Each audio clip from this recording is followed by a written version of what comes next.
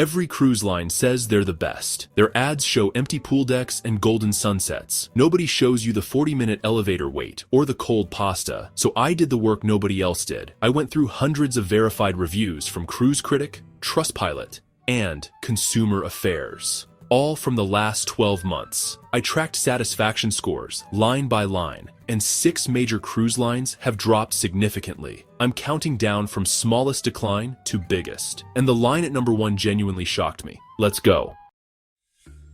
Princess has an identity crisis. The older ships feel tired, worn carpets, dated rooms, maintenance clearly got cut somewhere, but the new mega ships, Sun and Star Princess, aren't helping either. They're too big and too busy for the traditional princess passenger who wants quiet enrichment talks and a gentle evening. Those loyal guests are boarding and finding a ship that doesn't feel like Princess anymore. Food swings wildly, night to night. One evening, it's excellent. Next evening, it's cafeteria. Service feels stretched because it is stretched. Too many passengers per crew member. And the Medallion app, when it works, it's clever. When it crashes, and reviews say it crashes constantly, you're locked out of your cabin at midnight, waving a metal disc at a door that ignores you. Princess can't decide if it's a mega ship resort or a classic premium line. Until it picks a lane, both audiences leave disappointed. Cool white and aqua reflections ripple over steel surfaces. MSC builds gorgeous ships. Italian design, stunning atriums. The marketing photos look like floating art galleries. Then you board, and it's chaos. Breakfast buffet feels like a contact sport. Pool deck is standing room by 10 a.m. Guest services staff are described as blunt and dismissive, especially toward American and British passengers used to a warmer approach. Food consistency is the other major complaint. Same ship, same night. One restaurant is great, while another serves cold food with a shrug. MSC is growing faster than anyone, building ships at record speed. But the hardware is outpacing the people. The ships are stunning. The experience inside them, not keeping up. This one stings. Royal Caribbean built the family cruise market, and the new ships are engineering marvels, but 2 things are dragging them down hard. First, the older fleet feels abandoned. All the money goes to Icon and Star of the Seas, while 10-year-old ships collect stains and broken fixtures. Book an older Royal Caribbean ship expecting the Icon experience, and you'll be crushed. Second, the new ships sail so full that everything suffers. 6,000 passengers means lines for elevators, slides, restaurants, and coffee. Crew are visibly exhausted. Response times have slowed, and the nickel and diming has gotten aggressive. Reserved show seating costs extra. Premium dining slots cost extra. Faster Wi-Fi costs extra. Every interaction now feels like a cash register opening. Royal Caribbean still builds incredible ships, but the distance between the commercial and reality keeps growing. Norwegian made every wrong headline in 2025, and passengers haven't moved on. Extra charges for additional entrees in the main dining room. The daily printed program, killed. Cabin steward visits, cut from twice to once a day. Each cut feels small alone. Together they feel like the whole experience is being hollowed out. The new Prima class divided the fan base. Modern design, yes, but the layout confuses people. Outdoor space feels limited, and the atmosphere reads cold compared to older breakaway ships that had real personality. Meanwhile, the older fleet is dragging ratings into the ground, peeling paint, broken fixtures, dining that feels like an afterthought. Norwegian used to mean freedom. Now freestyle feels like code for, we removed things and hoped you wouldn't care. Passengers cared. A lot. Nobody saw this coming. Disney was supposed to be bulletproof, but at roughly double the price of Royal Caribbean for the same size cruise passengers expect perfection, and perfection isn't showing up anymore. Disney Treasure, the newest ship, is getting crowding complaints. Pool areas are too small for the passenger count. The dining rotation confuses first-timers. And the food, Disney's untouchable strength for years, is now being called theme park quality rather than cruise quality. At $300 per person per night, theme park quality isn't good enough. Families who booked Disney every year are now skipping years or switching to Royal Caribbean at half the price with bigger ships and more things to do. The Disney name still carries weight, but the name alone can no longer justify the gap between the price and the product. The biggest fall, and the most anger behind it. Longtime Carnival fans are livid. The loyalty program was completely restructured. Shifting from nights sailed to annual spending. Passengers with 20 cruises under their belt had their status wiped overnight, replaced by a system that rewards big wallets over faithful guests. But that's just the loudest complaint. Underneath it, reviews describe bland, repetitive food, scaled-back entertainment, and a growing behavior problem on short party cruises. Reviews mention fights, aggressive drunkenness, families feeling genuinely unsafe. The older ships, and Carnival has many, look exhausted. Stained carpets, broken fixtures. The fun ships don't feel fun anymore.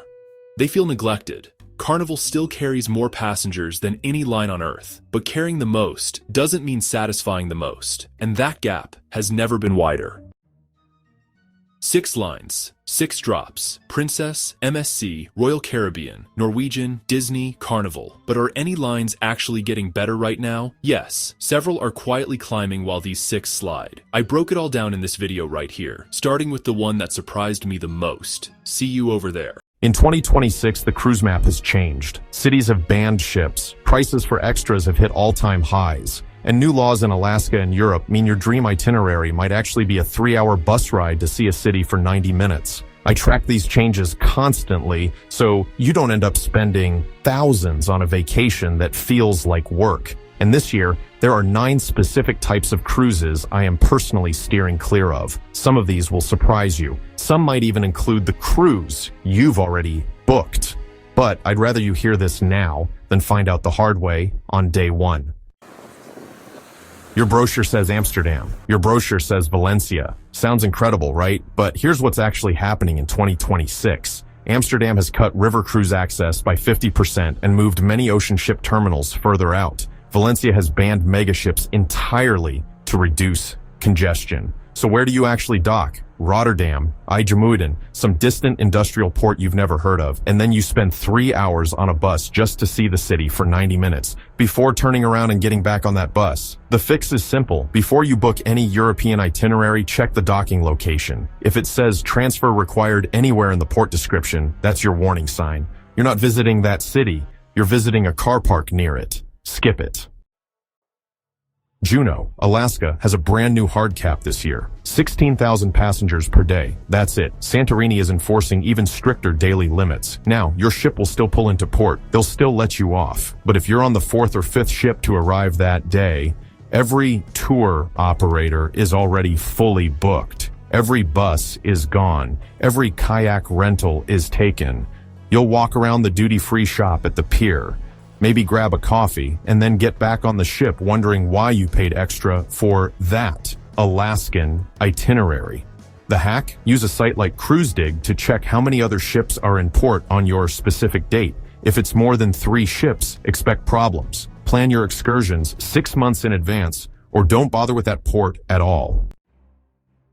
This one is pure math, and the math has changed dramatically in 2026. Carnival just raised daily gratuities again. Suites are now hitting $19 per person per day as of April. Soda packages went up. Wi-Fi went up. Everything went up. So that cheap $400 cruise?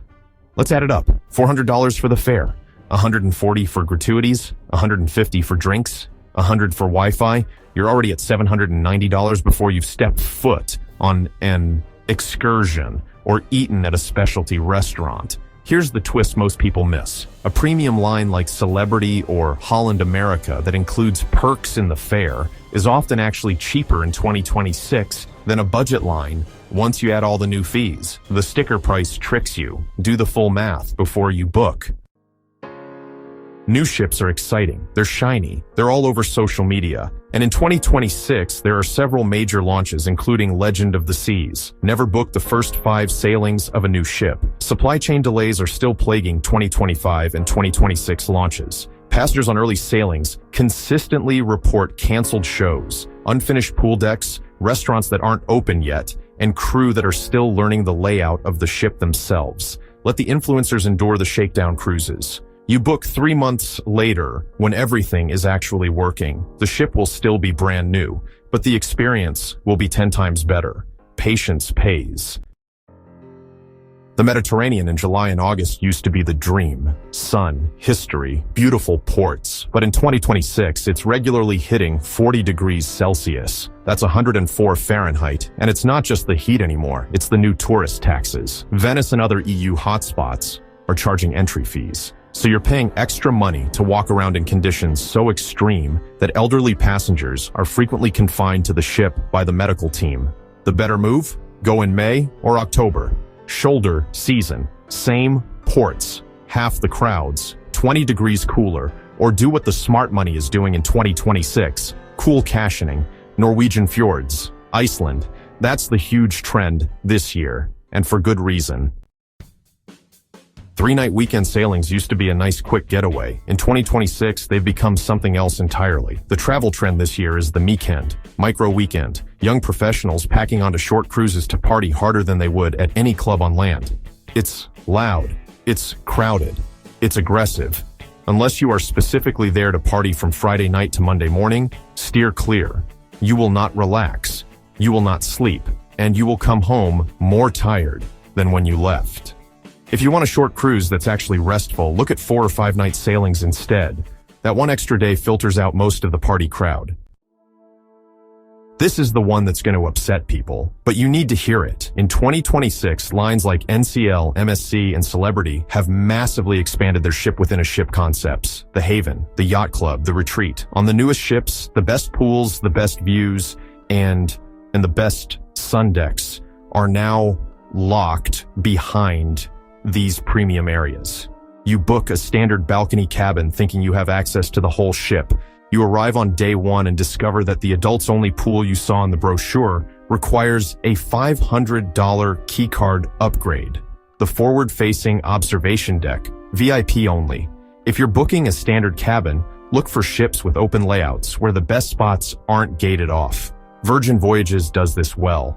So do older Royal Caribbean ships. Otherwise, you're paying for a ship you can only use half of. In the past, booking a guaranteed cabin was smart. You'd save $50 to $100 and often get a free upgrade because ships weren't sailing full. In 2026, occupancy rates are projected at 105%. Ships are sailing completely packed. A guaranteed booking now means you get the leftover cabin nobody else wanted, the one under the gym, next to the anchor chain, with a partial view of a lifeboat. Pick your specific cabin number. Use a site like Cruise Deck Plans to check what's above you, below you, and next to you. That extra $80 buys you silence, and silence on a cruise ship is worth its weight in gold.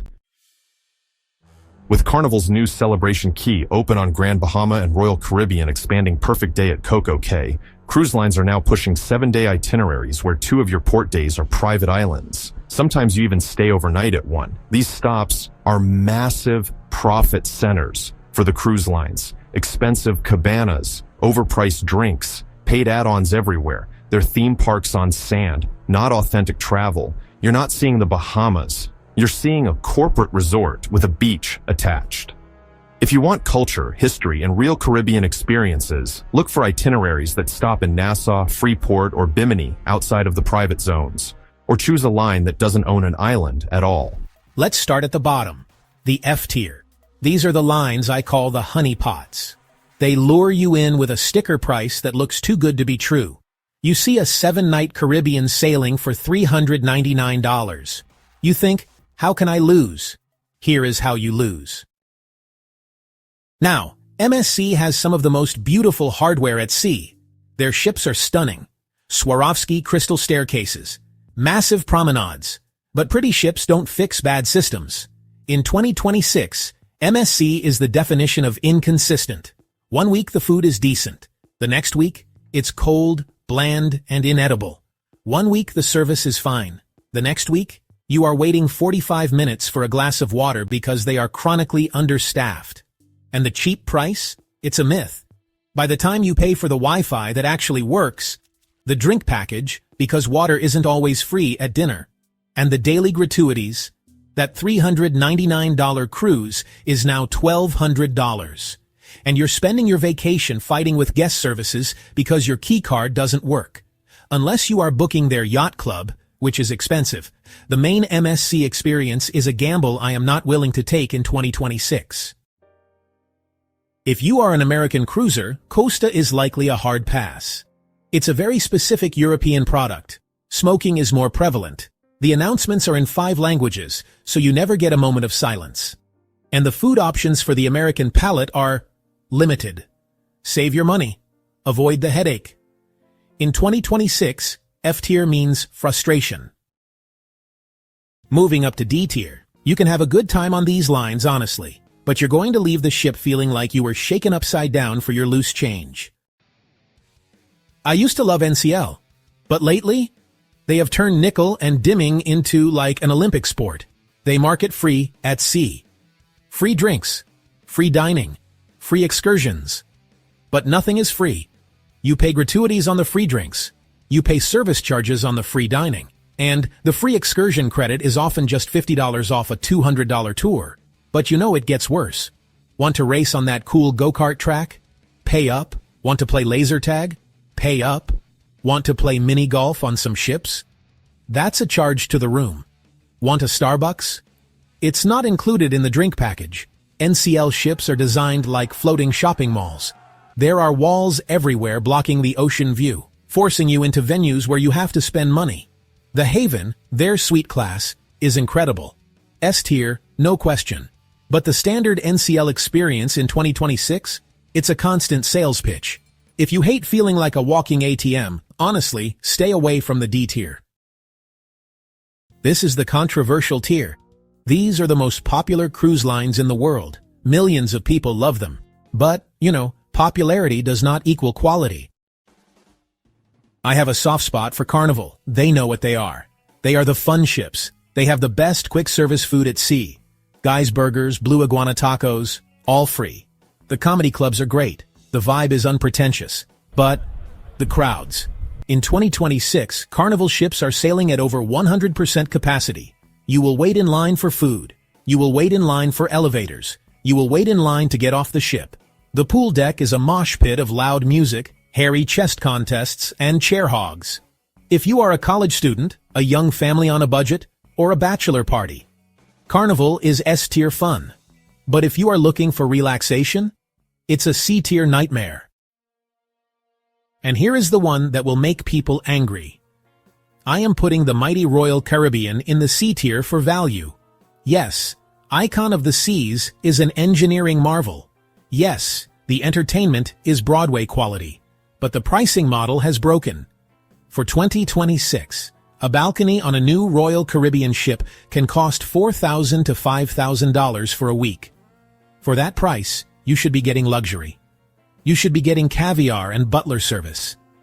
Instead, you are paying luxury prices for a mass-market experience. You are paying $5,000 to hunt for a plastic table at the Windjammer Buffet.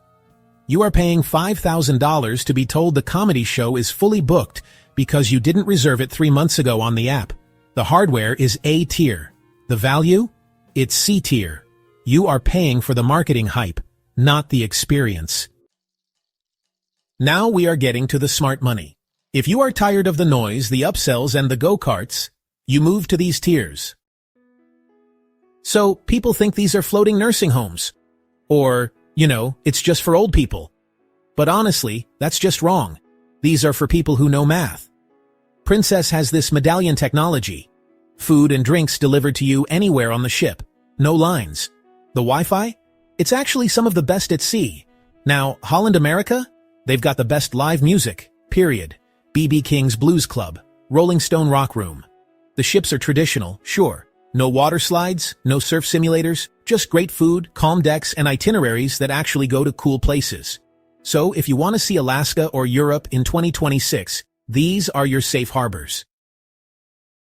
This is the sweet spot, specifically the Edge-class ships. Celebrity sits right between mass market and luxury. You pay a little more than Carnival, but you get a massive upgrade in lifestyle.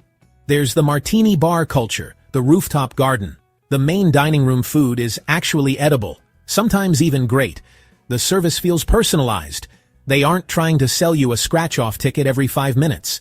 It feels like a boutique hotel that happens to float. For couples, honeymooners, or friend groups who want to drink nice wine and eat good steak without a mascot dancing in their face. Celebrity is the A-tier choice. We have arrived at the top, the S tier, the approved stamp. To be S tier in 2026, a cruise line has to respect your time and respect your money. There is only one line doing this perfectly right now. Virgin Voyages. I know what you're thinking, but it's expensive. But it's too weird. Listen to me. Do the math. When you book a Royal Caribbean cruise, the fare is just the down payment. You add the drink package, $80 a day. You add the Wi-Fi, $20 a day. You add the gratuities, $18 a day. You pay cover charges for the steakhouse, $60. On Virgin, it is all included, no gratuities. That saves you $300 a couple right there. No Wi-Fi fees. Essential drinks, soda, sparkling water, drip coffee, are free. And the food? There is no buffet. There is no main dining hall. Every restaurant is a specialty restaurant, and they are all included in the fare. The Korean BBQ, the upscale Mexican, the experimental kitchen. You eat like a king, and you never swipe your card. And the biggest value add of all? No kids. 18 plus. The pool deck is chill. The parties are actual parties, not middle school dances. The vibe is sophisticated, sexy, and relaxed. When you compare the final receipt, what you actually spent at the end of the week, Virgin often comes out cheaper than the big mega ships. Best food, best value, best vibe. In 2026, Virgin Voyages is the undisputed king of the tier list. So there you have it. The hierarchy of cruising has shifted. The days of blind loyalty are over. If you keep booking the same line because that's what we've always done, you are losing money. Don't book 2026 based on the shiny brochure. Book based on the bottom line. If you want the party and don't mind the crowd, Carnival. If you have an unlimited budget and want the biggest ship in the world, Royal. But if you want the best vacation for your hard-earned dollar, look at Celebrity. Look at Virgin. Avoid the F-tier traps. Don't get squeezed by the D-tier fees. And make 2026 your best year of travel yet. Thanks for watching. Subscribe so you don't miss the next one where I expose the cabin upgrades that are actually scams. And as always, cruise like a pro.